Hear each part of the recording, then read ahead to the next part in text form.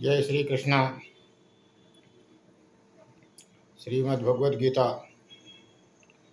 लाखों करोड़ों लोग श्रीमद् भगवद गीता का पाठ करते हैं और ख़ास बात यह है कि समझ में न आने वाले श्लोकों को भी वे ठीक है समझ लेते हैं। भगवान कहते हैं तो ठीक ही है मान लेते हैं। जैसे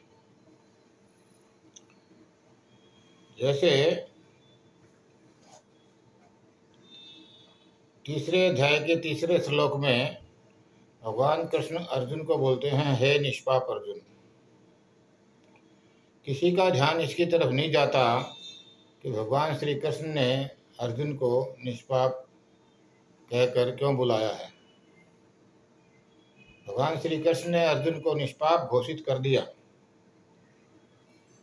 फिर 18 अध्याय श्लोक 66 में वे कहते हैं अर्जुन से, सर्वधर्मान् परित्यज्य मामेकं शरणं व्रज अहं त्वा सर्व पापेभ्यो मोक्षयिष्यामि मा शुचः। तू सब धर्म कर्म को त्याग कर तू मेरी शरण आ जा। मुझे सबका आधार समझ तू मेरी शरण पा जा। मैं तुझे तेरे सभी पापों से मुक्त कर दूंगा। परम कल्याणकारी मोक्ष तुझे प्रदान कर दूंगा। पापों से तो आप पहले ही अर्जुन को निष्पाप घोषित कर चुके हो। गीता में बार बार तीसरे अध्याय के तीसरे श्लोक में, 15वें अध्याय के 20वें श्लोक में, 14वें अध्याय के 6ठे श्लोक में आप अर्जुन को निष्पाप घोषित कर चुके हो। तो फिर आप अर्जुन को ये क्यों कह रहे हो कि तू मेरी शरण आ जाए, मैं तुझे तेरे सभी पापों से मुक्त कर दूंगा। पापों से मुक्त तो आप उसको पहले ही कर चुके हो। दूसरी बात आप कहते हो तुझे परम कल्याणकारी मोक्ष प्रदान कर दूंगा।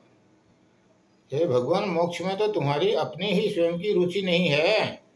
फिर आप अर्जुन को क्यों मोक्ष के चक्कर में डाल रहे हो।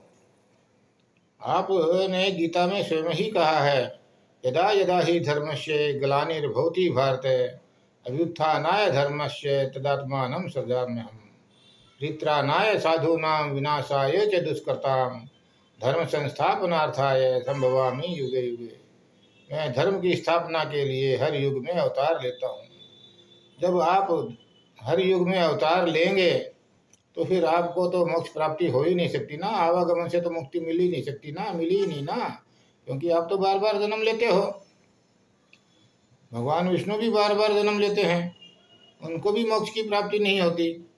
फिर ये हमारे संत महात्मा हम लोगों को क्यों भ्रमित करते रहते हैं कि मोक्ष को प्राप्त करो, मोक्ष को प्राप्त करो, आवागमन से मुक्ति हो जाए। ये क्या है? आवागमन से मुक्ति कौन चाहता है? कोई नहीं चाहता। प्रश्न भी तुम्हारे हैं, उत्तर भी तुम दे रहे हो। किसी से पूछो तो सही कि कोई आवागमन से मुक्ति चाहता भी है या नहीं। बस कहे जा रहे हैं।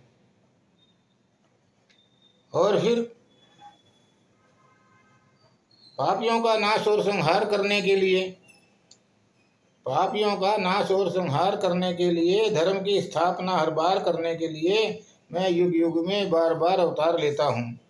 5000 वर्ष हो गए केशव, क्या आपको इन 5000 वर्षों में धर्म की हानि नहीं दिखाई दी? हिंदुस्तान में मंदिरों को तोड़ तोड़ कर मस्जिदें बना दी गई, हिंदू भाइयों को जबरदस्ती मुसलमान बना दिया गया, 2000 साल से गुलामी भुगत रहे हैं।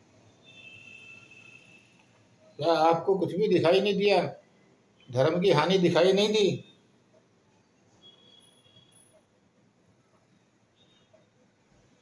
परित्राणाय साधूनां विनाशाय च दुष्कृतां धर्म संस्थापनार्थाय संभवामि युगे युगे।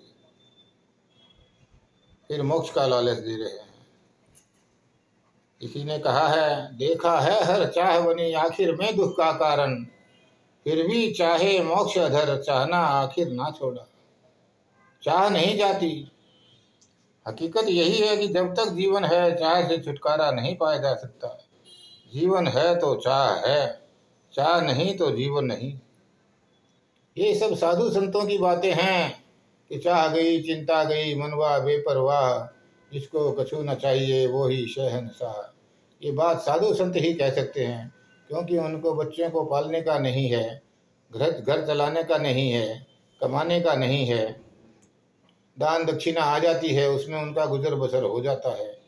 उनको भी मोक्ष कैसे मिलेगी? जब वो दान दक्षिणा लेते हैं तो वो दान का कर्ज चुकाने के लिए उनको जन्म तो लेना ही पड़ेगा, तो मोक्ष तो उनको भी प्राप्त नहीं हो सकती। धन्यवाद। की बातें हैं, जरा गौर से समझने के लिए जरा ध्यान से समझिएगा, आगे देखेंगे।